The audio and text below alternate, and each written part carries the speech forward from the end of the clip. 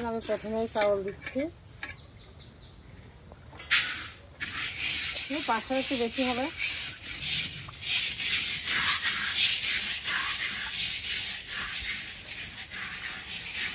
এবার লবণ জল দিলাম, নাড়াচাড়া করবো। এবার খিচুড়ি যখন তেলটা থাকবে তখন বালি দিয়ে দেবো।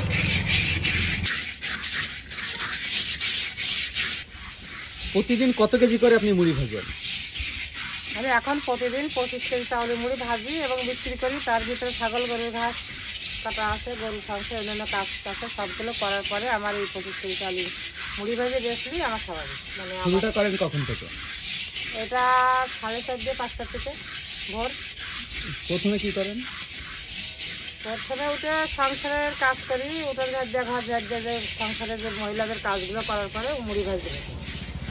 সেখান থেকে 12:30 পর্যন্ত, 12টা 12:30 পর্যন্ত ভাজি। উঠে তারপরে যে বিলে ঘাস কাটছি, 2টা গরু আছে, ওদের ঘাস কেটে এনে রেখে তারপরে ওদের পরিষ্কার করে গোসল করে আমি খেয়ে মরিলে চলে যাই।